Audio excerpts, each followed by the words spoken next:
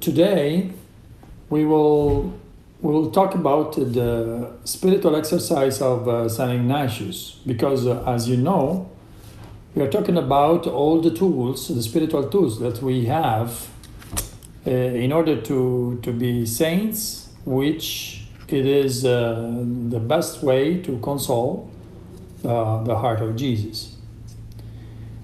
And so first of all, before start, I would like to ask you, maybe Lorelei can see every one of you, because I don't really see all of you.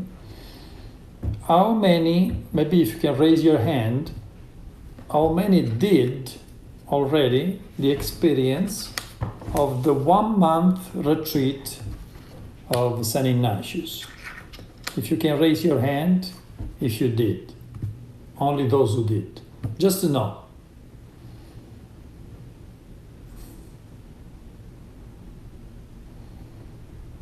Maybe if you don't have a camera, you can write a message. So in order for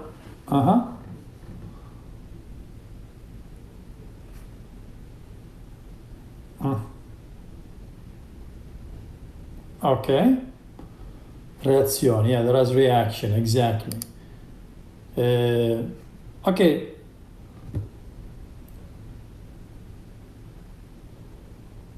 Okay, out of 50, okay, a few people, let us say a few people had this experience. Well, why this is important to know? Because this way I know what to say. Because if you had already, if many of you or all of you already, like the guy attended, yes. If all of you attended, then okay, it would be very different what I'm going to say. But this is also important for us to know that not so many have the chance to get a spiritual exercise of this size, because the month of spiritual exercise of St. Ignatius, it's probably the best that you could have had, as a spiritual exercise, Why? Because St. Ignatius is the beginner, the one who started realizing that it was necessary, just like you do your physical exercise, then you need to do your spiritual exercise. So it was the first one to give a real method. It was not alone. It was together with his first companion, Saint Pierre Favre. We are around 1522-24. Why those years? Because just the year before, 1521, it is the year that Saint Ignatius, that at the time it was not Saint Ignatius, of course, he was Iñigo Lopez de Loyola. Iñigo Lopez de Loyola, he was a Spanish soldier. He belonged to an army of the northern part of Spain. He was a Basco. It's the people of the northern part of Spain, And he got wounded, and he had a very long and painful recovery. And so that was the time that, that pain brought him eventually to dedicate himself to God. First, practically, he started a spiritual journey, not only spiritual, because he started really a pilgrimage to Holy Land. But before starting that pilgrimage, and every Jesuit does that pilgrimage, in the path of formation for every Jesuit, there is a pilgrimage to Holy Land that they are supposed to do walking. So this is, I have a friend, Jesuit, he says that they still do it. So you go from one house to another, just like, this is something very common in Spain, not only for the Jesuits, but also, for El Camino de Santiago, for the path, for the apostle, not for Saint Ignatius. But it is in the culture of the country. And before starting the pilgrimage to Holy Land, Saint Ignatius waited 1 year in Manresa. He stayed there as a hermit. Manresa is another important city to visit, a city of spirituality of the Jesuit of St. Ignatius. And it's close, just to give you a geographic point, it's close to Montserrat, the shrine, in Catalonia. We're next to Barcelona, in the area, northern part of Barcelona.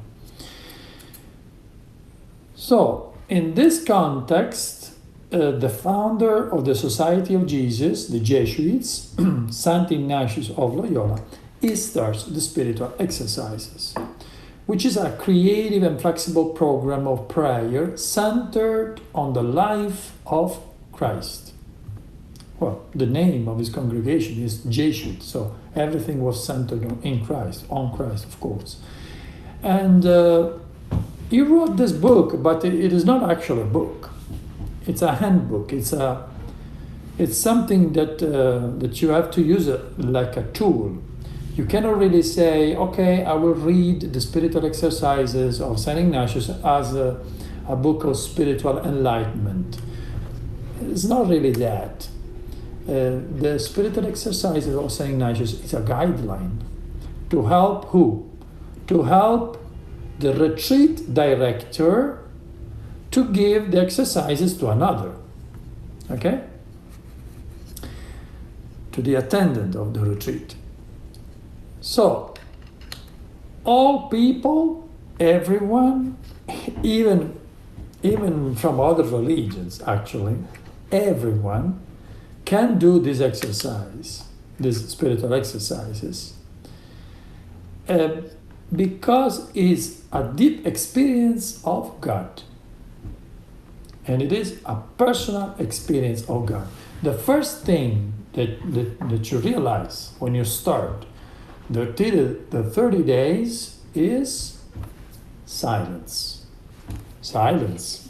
Sometimes we seem scared of silence. So in church, it seems that we have to fill in our moments with prayers. It seems that if we don't pray, if we don't say something, it seems that if we don't say something, we are not praying. But there in this retreat, you will have a lot of silence. 1 month without speaking, actually. you would only say something during Mass and when you are talking to your spiritual director, which is every day. So you every day have a talk with your spiritual director who is really following you. Then silence, silence, silence. I remember I had mine in preparation to the perpetual profession. You know, every religious, we start with the novitiate, and after the year, usually, it can be also more, of the novitiate, you have the vows. But those vows are temporary. Then you renew those vows at least for 6 years, well, at least 3 years.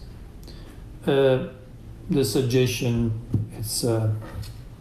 is to do it at least 6 years, for 6 years, and then you can pronounce your solemn vows, the perpetual ones. You can renew those vows until the 9th year. Then you need to choose if you want to be a religious or if you want to go out of the consecrated life. So before the perpetual vows, it's advisable to have this kind of retreat, which I had in Sardinia. I come from Italy. I live in Sicily, which is the island at the south of Italy. I had in Sardinia, the other big island, right in the middle of the Tyrrhenian Sea. It's in between Italy and Spain. And there was a community of Jesuits, and every summer they organized several, every month, like June, July, August. They organized the whole month. But you could also join the retreat not for 30 days, which means 4 weeks. You could also do one only week or 2 weeks. It depends on your availability. So the first thing that hits you is total silence. Above all, today it means no phone, no tablet, no PC, no nothing. It's only you and God. This is the spiritual exercise of St. Ignatius. And if you do it this way, it's a great adventure of faith for your life. So imagine that you pray usually 4 or 5 separate hours each day, and this is only the personal prayer. So you don't do 5 hours in a row, but you do 1 hour, and then you repeat along the day for 5, 6 times even. They advise, to do 4 or 5 times at least, or personal prayer, which means stay in front of Jesus. But every hour you need to prepare the hour before starting, and then 20 minutes after, at the end of your prayer, you have to look back and to recall what you did and what you felt. It is a guided retreat. So you cannot do this retreat alone. You cannot take the book or the spiritual exercise of St. Ignatius and say, okay, I will read and do the exercise. No, you need a spiritual director, because what's going on with you, you have to share everything with your spiritual director, and he will be really your guide. And he will tell you, yes, this is coming from God. This is not coming from God. This is what God is telling you. Because this exercise is meant to be something that will push you toward a new experience of life. So like changing totally what you used to be before and start a new way of thinking. Exactly the same thing that St. Ignatius did. He was a Spanish soldier, and he became a Spanish saint. So you understand, that if you really do it deeply, it will really change your life. It will really push you toward holiness, which is what we are talking about for consoling the heart of Jesus. Then, so we said you meet your guide every day. Of course, along the month you will have the chance to have confession, the confession of your life with your spiritual director. Usually there is also another priest.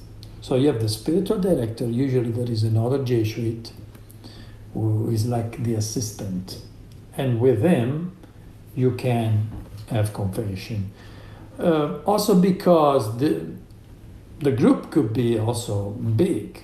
We were like 20, 30 people, And yes, you cannot really follow 30 people, meeting 30 people every day. That's why you need more priests sometimes.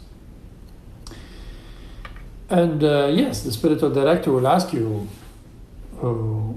what are your up and downs, if it was easy or hard to pray, what is going on in your spirit. And every day the spiritual director will tell you what to do next. Because St. Ignatius mapped every single day what you need to think of, meditate of, every day. Of course, there are principles and what they call the foundation of the spiritual exercise. It was St. Ignatius at the beginning expose like the principle and foundation of the spiritual exercise. The first one, our purpose in life is to be with God forever. So, the first principle. And then living with profound gratitude for the gifts of God. Another principle. And then holding ourselves in balance. These are the three principles that are considered the foundation of the spiritual exercise. So to be with God forever, gratitude for the gifts of God, and then hold myself in balance. Then let us go to the structure of the retreat. So we said that the exercise take place over a 30-day retreat, but all the 30 days retreat are mapped out with material for each hour of prayer, and there are 4 weeks, and every week has a specific goal. In fact, you could do a week every year. If you don't have a month, maybe you don't have a month because you have a family. So you can already say, okay, I'm going for 1 month. But every year you could do one week. That is also possible. For example, the first year you could do the first week that has like this slogan that we can say, to reform the deformed. So first week the goal is to reform the deformed. The focus of the first week is to recognize God's unconditional love and to come to terms with our failure to respond generously to that love. So first week, to reform the deformed. Recognize God's unconditional love. Second week, the goal is to conform the reformed. And the focus is to reflect on the person and life of Christ. So first of all, God's unconditional love, first week, then the person and life of Christ in the second week. Third week, to confirm the conformed. The focus of the third week is the passion and death of Jesus. So, as to share in and identify more closely with his suffering and to deepen our commitment to him.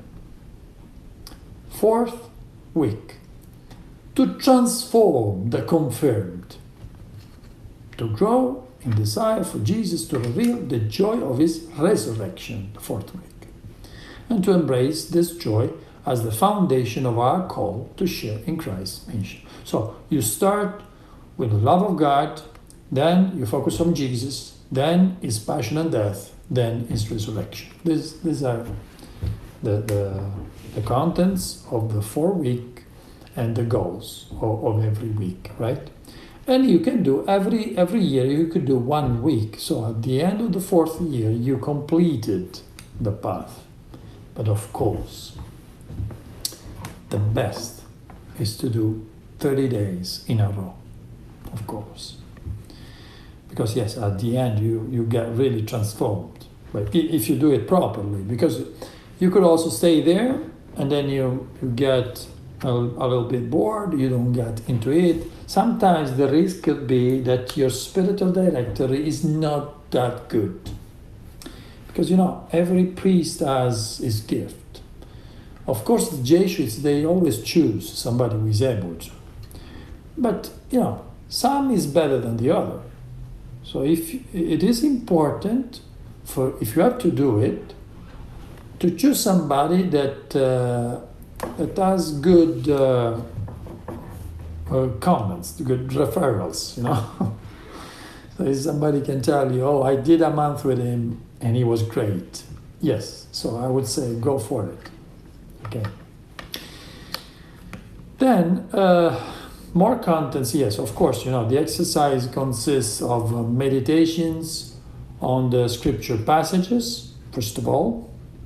There are prayers, there are considerations, there are contemplative practices to allow Christians to learn how to see God's grace active in their everyday lives. So, about attending the spiritual exercise in pieces, so we said you can do all at once, 30 days in a row. You can do 1 week. But also, the method of St. Ignatius can also be spread in your daily life. You need to find, of course, a place where they do this kind of spiritual exercises, but you can also make the spiritual exercises alongside your normal life and work. You commit to pray and reflect for a certain amount of time each day, and meet with your retreat guide once a week for all along 7-12 months, So at least 7, the longest 12 months. And then you share your experience over the past week, and your guide offers material for the coming week. So this is spreading, the contents of the spiritual exercise along also 1 year, This is absolutely possible also. It's done for those who cannot really attend, not even 1 week in a row, but I can do it, or I want to do it all along my life. There are more tools that St. Ignatius suggests. Well, first of all, the one that we all use, which is a daily examen of conscience. So a prayerful review of your day. This is really important, besides the spiritual exercises of St. Ignatius. So every night to review the day, a prayerful review of your day. And then another tool, very interesting, which is called the particular exam. The particular exam is done when you have a problem. When you have a problem with a specific behavior of yours that you want to examine. So, for example, if you do this mistake often, and you want to focus on it, and you want to remove it somehow. So St. Ignatius says, you take a booklet and you write the date of the day, and every time that behavior that you want to remove, for example, let us be practical. For example, I burst in wrath, in anger, So if I get angry, very often, right? I want to control myself, but I can't. So St. Ignatius says, take the booklet, write the date of the day, and every time that behavior happens, you just sign it. So a little point, on the line of the date, and then the following day you write the date of the day of the following day, and again, if it happens 3 times, you will put 3 points. And the following day it happens 5 times, you put 5 points, and you do it all along 1 month. You will realize that only focusing on this, so on this that is called the particular exam, this will help you to control that behavior. So this is also something that is used in the spiritual exercises of St. Ignatius, and you can use anytime. It's very useful if you have that kind of a problem. Then, let us say, who are the spiritual exercises for? Who can attend? So, first of all, of course, anyone, not only Catholics, anyone who wants to deepen their relationship with God. And then people making an important life decision and seeking God's will. So we talked about the religious who wants to consecrate themselves for a lifetime. They can attend the spiritual exercise of St. Ignatius. Or people preparing themselves for a life of service. Somebody preparing for priesthood, for example, right? Or somebody preparing for a wedding, for a life with your wife, with your husband, So people already engaged that want to start a new life together, they could do that. And this, of course, leads us to the consideration of what is spiritual direction. Because this, of course, gives us the idea that you cannot really go ahead in the path of God without a guide. Sometimes we presume that we can do it. Above all, when I have a little bit of experience, I think that I know the things, I know what's going on, so I can tell myself what to do. This is a temptation. Because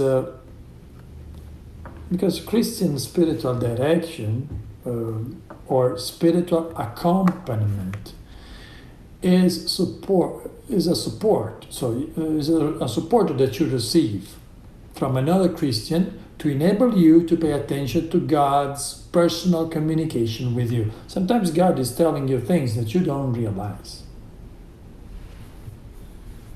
or you don't want to realize. So another person forces you to pay attention to everything.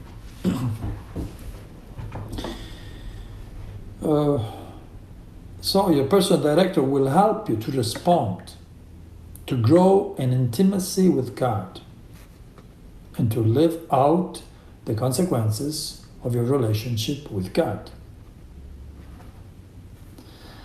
So it will help you to be sincere, to be frank, to admit what's going on in your life.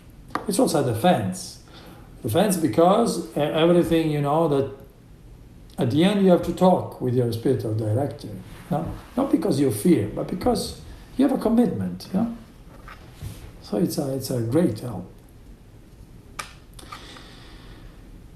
Then also it is important here to say what is the Ignatian spirituality. So the Ignatian spirituality is a spirituality for everyday life. It insists that God is present in our world and active in our lives. So there is this expression that God is not in heaven, God is on this earth. St. Ignatius, right? And he's in the battle, is fighting with us.